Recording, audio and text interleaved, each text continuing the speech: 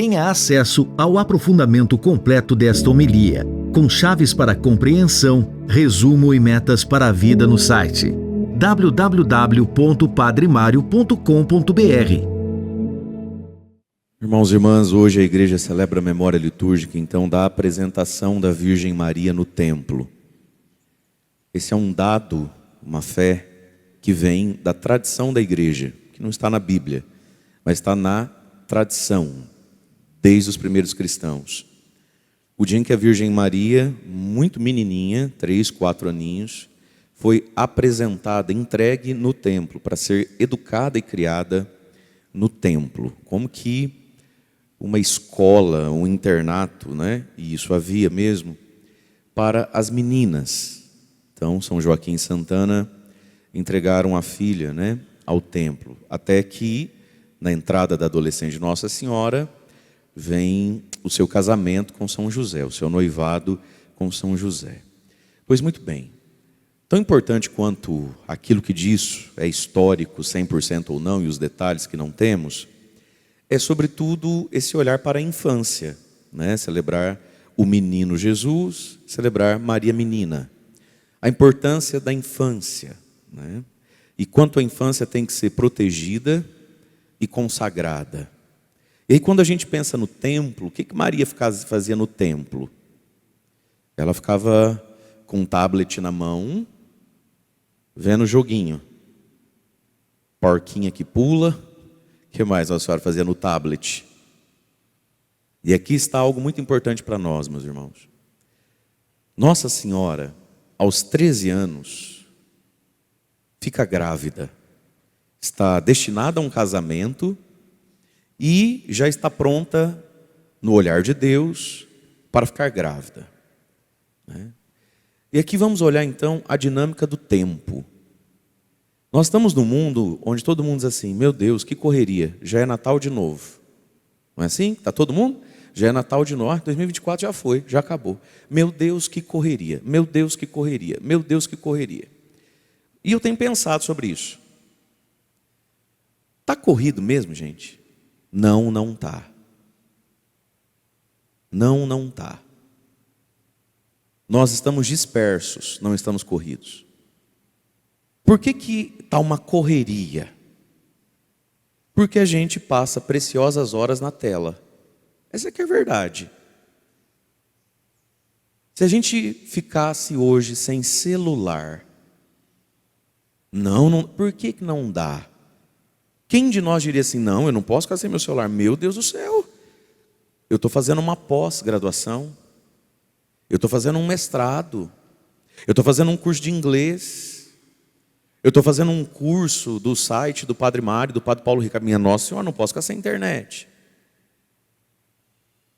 O que a gente tem feito de útil da nossa vida, né?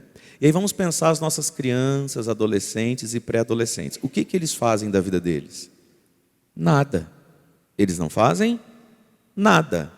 Eles vão para a escola 4 horas por dia, agora, dependendo da idade aqui em Alto Pequiri, todas as escolas são integrais, né? Aspas no integral, porque não é das 8 da manhã às 7 da noite, né? Até 4 da tarde está terminando. Mas eles vão para a escola, essa primeira infância, eles ficam lá 4 horas por dia, sobrou 20. Boa parte não dorme 8 horas por noite, mais, por causa do celular. Não é isso? E eles chegam aos 12, 13 anos como? Não sabem ler direito, não conseguem interpretar um texto. Um adolescente hoje de 16, 17 anos, você dá uma leitura dele, dessa aqui de missa para ele fazer. Ele parece que ele está lendo um idioma que ele nunca viu na vida, parece que está orando em línguas. Gagueja, é sem ponto, é sem vírgula, correto? E chegam todos aos 12, 13 anos como? Repletos da graça? Prontos para fazerem parte de alguma coisa? Não, chegam aos 12, 13 anos, eles querem beijar na boca, ter relação sexual, e estão confusos se são menino ou menina. A vida está corrida? A vida não está corrida coisa nenhuma, gente. Pegar a vida da maioria de nós, a nossa agenda é a mesma de uma pessoa da década de 70, 80. Não tem muita diferença, não. O que você faz que está tão corrido assim? a não ser o desperdício do tempo. E aí talvez a gente devesse refletir sobre o pecado de desperdiçar tempo, nós adultos, e o pecado do desperdício do tempo, né, já das crianças. Agora, por óbvio, uma criança não sabe criar um cronograma para o próprio tempo. Quem é que faz isso por ela? O pai e a mãe, o adulto responsável, né, quem está nesse papel de pai e de mãe. O que se faz com o tempo? A Virgem Maria, com 3, 4 aninhos, começou a ser educada, já de um jeito intencional, né, para a santidade, para uma vida mais religiosa. E quem fez isso por ela? Quem fez isso por ela foi o pai e a mãe dela. E aos 13 anos, ela tem maturidade, não de uma adulta, mas maturidade suficiente para algo que a maioria das meninas da idade dela não teria. Para um passo, né, para uma concretude na vida. Sim, vamos dar os devidos descontos, que naquele tempo se casava muito cedo, se engravidava muito cedo, era o contexto do mundo, era o contexto da época. Mas, a despeito dos descontos que a gente tem que dar para esse assunto, fica evidente então para nós que, se o ser humano não ficar disperso, se ele for concentrado e potencializado, ele amadurece. Amadurece o suficiente para algo. E agora, hoje em dia, a gente convive com esses dados de antropologia, sociologia, psicologia, de que a adolescência vai até os 27, 30, 32, depende do teórico que estuda a coisa. E de onde é que vem esse atraso do amadurecimento? Que a gente constata na vida. Não constata? A gente constata na vida. Quantos pais e mães hoje falam assim: menino, na tua idade eu já era homem. Na tua idade eu já ajudava em casa, eu já pagava uma conta, eu já tinha... Na tua idade eu já era homem. A gente constata esse atraso hoje, não é? Constata. Mas vamos lá, meus irmãos. Entre tantos motivos, eu estou enfocando em um. Por que é que um ser humano hoje, aos 25 anos de idade, se a gente sentar e conversar com ele, a gente sente que ele tem 13? Por que é que um rapaz hoje está inteirando os 30? E se a gente espremer ele, a gente jura que ele tem 15? De onde é que vem isso? Vários fatores, mas um deles, e esse é muito importante, o tempo. O que foi feito no tempo? O que foi exigido dele ao longo do tempo? Quase nada, pobrezinho do menino, coitado. É ou não é verdade? Como lhe foi permitido e quem o ajudou a sofrer? Porque ninguém amadurece sem sofrimento, sem frustração. Ninguém mais pode ser frustrado. Ninguém mais pode ser apertado. Ninguém mais pode ser cobrado, exigido a corresponder. Eu te dou tudo, eu exijo. Você não faz nada o dia inteiro? Como assim? Eu só estou vendo no seu boletim 7, 7,5, 6 e 8. Não faz nada o dia inteiro. Eu quero começar a ver 9 e 10 aqui, não é possível. Não faz nada o dia inteiro. É ou não é? Seu filho não faz nada o dia inteiro. Ele só tira 7 na escola, 6,5, 7. Mas, se a senhora esquecer na hora do almoço, que ele não come cebola, que ele não gosta de ervilha, que o bife dele não pode ser muito seco, ele não pensa 2 vezes em jogar na cara da senhora que o teu bife tirou 7,5 hoje, mãe. E o dia que o teu bife tira 10, ele não vai elogiar, mas no dia que o teu bife passou um pouquinho do ponto, a senhora vai ser lembrada. Ele cobra o seu bife, a senhora não cobra o boletim. Então, o tempo. O tempo. Pensar em Maria menina é também pensar a dinâmica do tempo. Que começa quando? Quando faz 18 anos? Que começa menina mesmo. Que começa pequenininho. Na pedagogia do tempo, por óbvio, você não vai exigir de quem tem 12, 13, de quem tem 7, 6 aninhos, a mesma coisa que se exige de um adulto. Mas tem que ser exigido algo para que venha a ser adulto. Venha a ser adulto. Com a pedagogia que se tem que se ter, a docilidade que tem que se ter. Calma, só tem 6 anos, só tem 7 anos. Você não está falando com um adulto, correto? Correto, mas estou falando para que venha a ser adulto. E a gente não pode esperar ficar adulto para começar a pessoa a treinar a ser adulta, porque ela não consegue mais. Então, o uso do tempo. Posto isso, vamos ser bastante honestos aqui. O evangelho que a gente ouviu hoje, que eu acho que você ainda está lembrado, né? Faz 7 minutos que a gente escutou o evangelho. Jesus, tua mãe, teus irmãos, quem é minha mãe, meus irmãos, eis aqui minha mãe e meus irmãos. Senão tem que reler ele, beleza? Estamos entendidos que é esse, sim ou não? Ah, bom. Sejamos bastante honestos. Esse evangelho não é esquisito? Ele é esquisito, sobretudo num dia onde a gente celebra Maria, né? Onde a gente dá, aspas, uma moral para Nossa Senhora. Sejamos honestos, não parece que esse evangelho é pouco apropriado para um dia elogioso a Nossa Senhora? Quem é minha mãe, quem são meus irmãos, aqui estão. Parece que Nossa Senhora está diminuída nesse evangelho. Quando na verdade, meus irmãos, é o contrário. Jesus no evangelho de hoje disse que se a gente fizer tudo certo, se esforçar bastante, a gente vai chegar aonde? A gente vai chegar em Maria. Maria aqui não está no chão, ela está no teto. Vamos ao evangelho então. Jesus estava pregando às multidões, né? Sua mãe e seus irmãos ficaram do lado de fora procurando falar com ele. Pequeno, breve parênteses. Irmãos de Jesus, é a sua parentela. Jesus não teve irmão de sangue, ponto final, fecha parênteses. Esse negócio dos irmãos de Jesus, essa conversa, se tiver, tem 100 anos. Até 100 anos atrás, você conversava com qualquer protestante. Jesus teve irmão? Claro que não.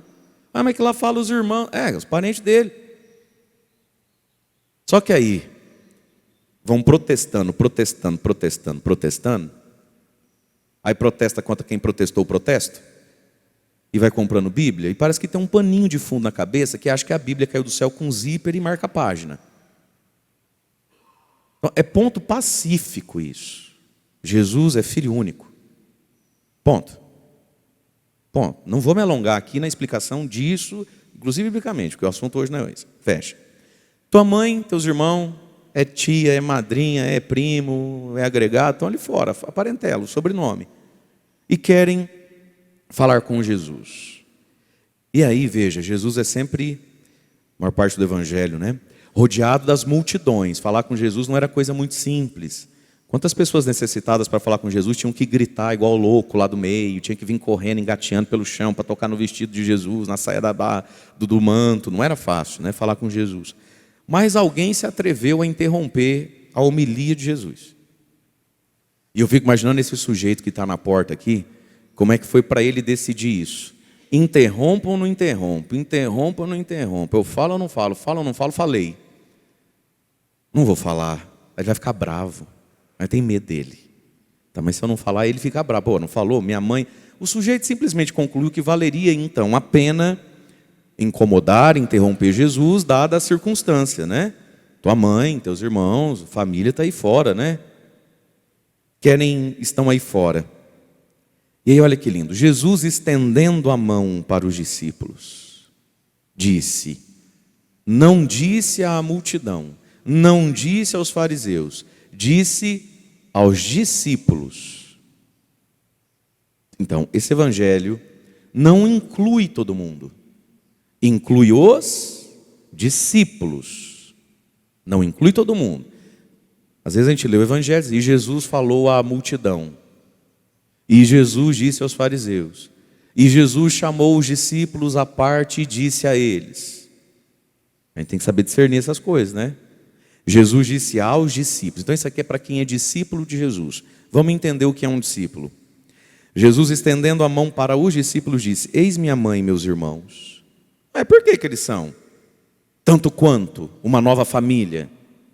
Pois todo aquele que faz a vontade do meu Pai que está nos céus. Esse é meu irmão, minha irmã e minha mãe. O discípulo é aquele que faz a vontade do Pai do céu, a vontade de Deus. E qual é a primeira parte?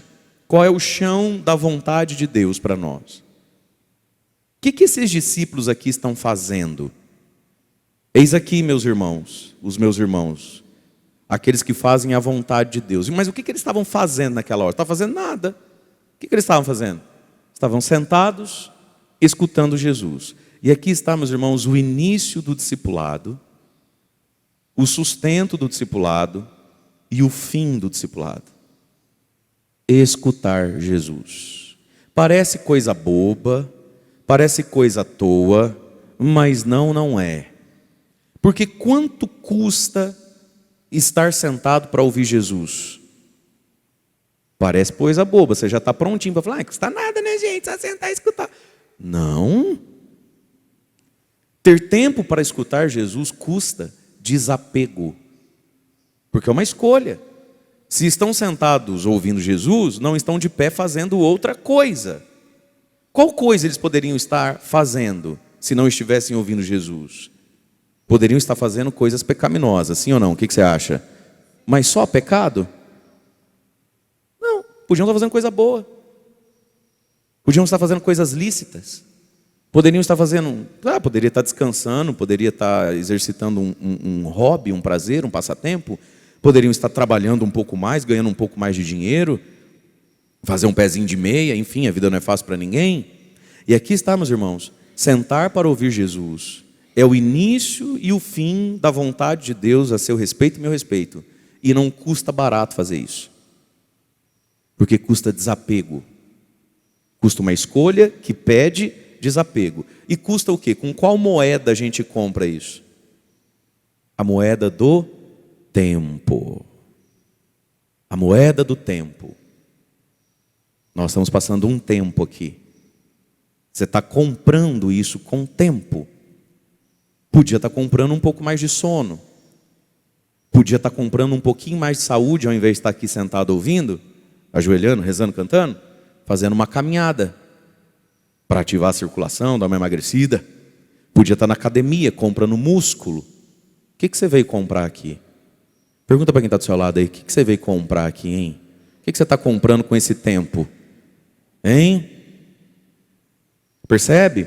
Então não é coisa boba o que a gente faz, em sentar e ouvir Jesus. Não é coisa boba. E aí tem quem não consegue, nem de domingo. Você tem na sua casa. A pessoa tem a moeda chamada, esse dólar precioso, esse euro precioso, essa libra esterlina, chamada tempo. E ele não vem segunda, não vem terça, não vem quarta, não vem quinta, não vem sexta, não vem sábado. Aí no domingo ele olha para esse negócio chamado tempo e olha para uma vara de pescar. O que ele compra? Com o tempo que ele tem? A vara de pescar. Ele olha para o sofá, ele olha para o espeto da churrasqueira. E o que ele escolhe comprar com a moeda preciosa desse bem não renovável, né? Porque passou, chamado tempo. Ele compra o churrasco, não compra a missa. Tempo. Então, meus amados, todo aquele que faz a vontade do meu Pai, e a vontade do Pai é que a gente escute o Filho Jesus. Agora, o fazer a vontade, por óbvio, não é só escutar, né? Nem todo que me diz Senhor, Senhor vai entrar no céu, né? Mas todo aquele que põe em prática. Todo aquele que escuta e pratica, é como a pessoa sábia que constrói a casa na rocha. Quem escuta, mas não pratica, é sem juízo, vai ser engolido pela tempestade. Portanto, o desapego para usar do tempo, isso já é o início da fé. Mas agora vem a fé mesma. Para que é que se escuta Jesus? Para achar bonito? A gente escuta Jesus para praticar Jesus. E agora vem a segunda parte então, que é a fé mesma, apostar em Jesus. E isso é fruto de um dom do Espírito Santo chamado temor de Deus. Quando a gente perde o temor, a gente perdeu tudo. E muitas pessoas vão para o inferno tendo a fé. Como é que pode ter fé e parar no inferno? É simples. Fé sem temor é como um carro sem freio. Fé sem temor é como um avião sem as duas rodinhas para aterrissar no aeroporto. Você já imaginou isso? Eu não sei se eu falo, porque eu sei que tem muita gente que tem esse drama de andar de avião. Você está até pedindo para... Não vou falar não. Falo.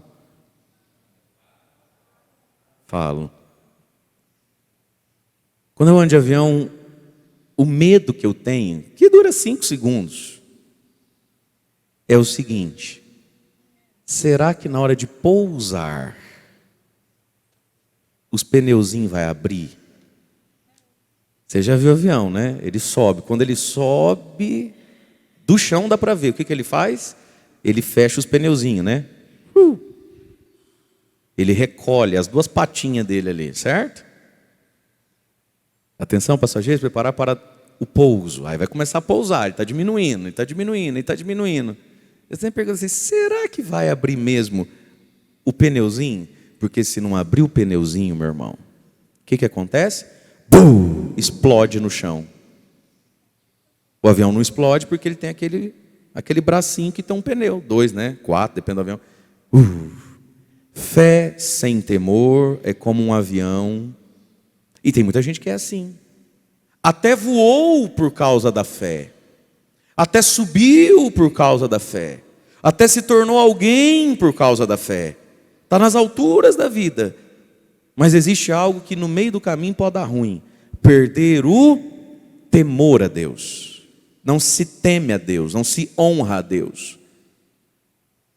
A gente vive sem esse entendimento de que a gente pode ser um avião novinho, lotado e que vai explodir. Porque perdeu o temor, porque começa a brincar com o perigo. E Satanás é mestre nisso. A pedagogia do demônio, né? A euforia, a curiosidade, aquela ansiedade de ter que provar. Como é que eu vou fazer isso? Segundo passo do demônio, todo mundo faz. Terceiro passo do demônio, ninguém pode julgar. Quarto passo do demônio, Deus é amor. Quinto passo, pode fazer de novo. Você viu que ninguém descobre? Quinto passo do demônio, dá segurança para o pecador. Sujeito ou a sujeita peca gostoso. Por quê? Só porque é dependente daquilo? Porque se sente seguro. Porque está no domínio da situação. Porque aprende a mentir, aprende a gerenciar o erro. Agora vem o sexto passo do demônio, que é a destruição. Como um avião seguro, o motor está funcionando, tem combustível, não tem turbulência, não está chovendo pedra, está nada, está certo, o céu está azulzinho. Vem o demônio e corta os pneuzinhos. Bum!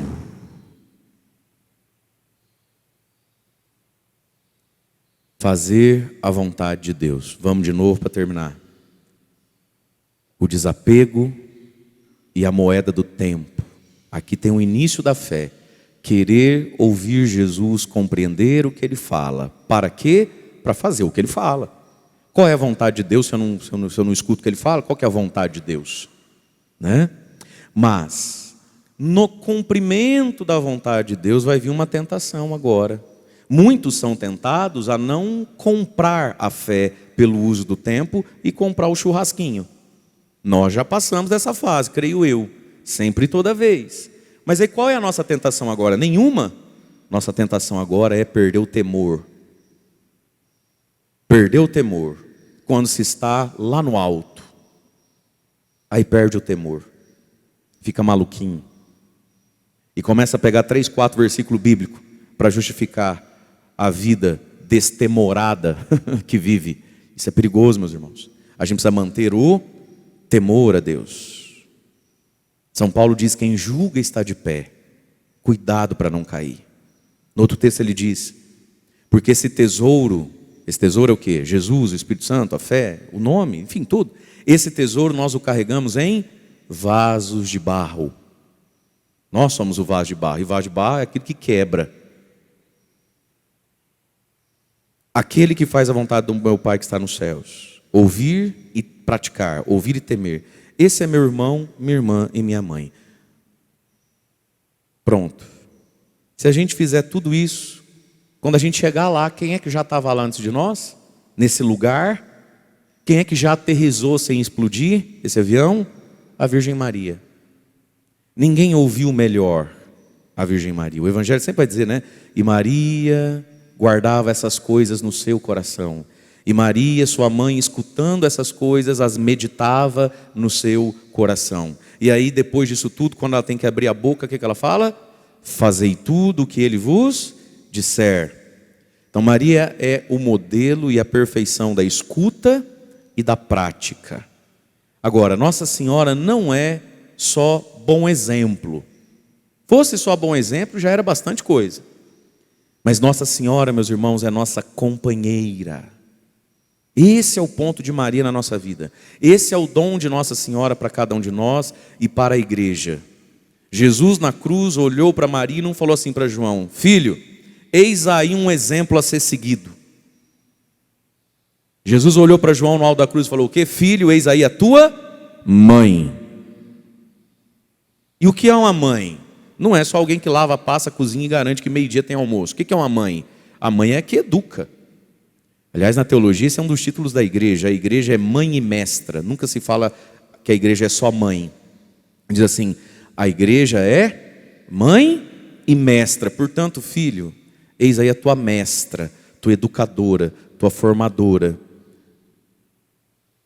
Então, meus queridos, e o Gênesis diz que essa mulher, que é Maria, com relação à serpente, que quer que a gente não escute, com relação à serpente, que quer que a gente escute sem temor e brinque com o que ouviu, essa mulher faz o que com a serpente? Esmaga a cabeça da serpente.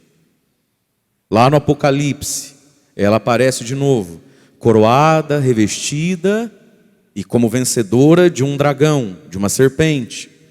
Primeiro milagre de Jesus, através dessa mulher. Portanto, queridos, Maria é o melhor e maior exemplo, mas não é só isso, é mais do que isso. Junto com o ser exemplo, é intercessora, é companheira. Portanto, vamos nos unir a Nossa Senhora. E como é que se une a Nossa Senhora? Ouvindo sobre ela, sentindo no coração o despertar de uma piedade, de uma devoção sobre ela, felizes somos nós católicos, mas também rezando a ela. Para isso que existe a oração da Ave Maria, para isso que existe terço. Porque ela é companheira, intercessora e vitoriosa. Quem está unido a Nossa Senhora vence qualquer conversa do capeta e se mantém firme no temor de Deus.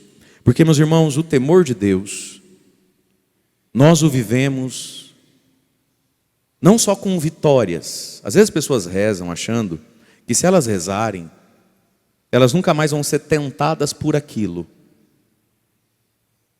Existem coisas que se você rezar direito e perseverar, nunca mais vai tentar você.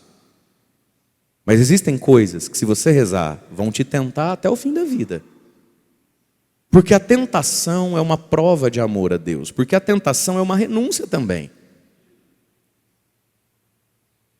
Quem sabe a gente não tem que olhar para alguns pecados da nossa vida, que nos são tão fáceis de praticar, tão tentadores, tão enraizados em nós, e fazer deles um ato de louvor. Um ato de louvor. A gente também louva a Deus pelo pecado que não comete. E sim, não cometendo pecados, alguns pecados simplesmente saem do nosso radar. Tem pecado que a gente nem lembra mais que existe. Você fala, eu fazia? Gente, fazia? Ai, que bobo que eu era. Mas tem pecado que nunca sai do radar. Tem pecado que nunca sai do radar. E também o pecado que nunca sai do radar, ele está sempre ao alcance da minha mão. Esse não esticar a mão por amor a Deus também é louvor. Então nos unamos a Nossa Senhora porque ela é vitoriosa. Quando a gente se une, quando a gente está em comunhão, e aí, meus irmãos, a gente sabe que essa comunhão é de espírito, essa comunhão é a vida na graça, essa comunhão é comunhão de coração. Deus a gente não engana, a gente engana os outros, mas Deus não. Mas quando a gente está unido de verdade a Nossa Senhora, não só porque os outros acham que a gente está unido a Nossa Senhora. Porque às vezes uma pessoa pode achar que você está unido à Virgem Maria, porque ela vê uma corrente de consagração, ela vê o tercinho caindo do bolso. Mas ser mariano de verdade, ser mariano de verdade. Isso é Deus que sabe se é de verdade ou se é só de pulseira. Mas se formos marianos de verdade, nós seremos vencedores sobre o mal. Nós seremos santos. E quando a gente terminar a nossa jornada de santidade, a gente vai terminar com algumas cicatrizes. Mas terminaremos santos. Só não pode terminar essa caminhada da santidade com a ferida aberta, purulenta, espumando pus. Mas tem que terminar com feridas cicatrizadas. É por isso que o pecado tem que ser confessado e não pode ser abraçado por causa do temor de Deus, e terminar a nossa jornada com cicatrizes. Isso é a santidade. Mas para isso a gente precisa ter comunhão com quem tem vitória. Cristo na Eucaristia. Comunhão com quem tem vitória. A Virgem Maria. É igual ao time de futebol. O sujeito fica no banco de reserva o campeonato inteiro, ele entra um outro jogo, joga 5 minutinhos. Mas se o time dele for campeão, ele sobe para receber a medalha também. Ainda vai dividir o bicho, que eles falam, né? Tem um salário e o bicho. Se ganhar, X é para vocês dividir. Divide entre todos. E assim somos nós também. Por isso a gente tem que estar na comunhão desse time, né? Na comunhão da igreja, na comunhão da Eucaristia, na comunhão da devoção a Nossa Senhora. Porque vitoriosos nós não somos, a gente vai no embalo da vitória deles. Mas seremos vitoriosos. Louvado seja nosso Senhor Jesus Cristo. Agora que você já assistiu, você pode ter acesso ao aprofundamento, ensinamentos práticos e as metas para a vida a partir dessa homilia. Acesse www.padremario.com.br.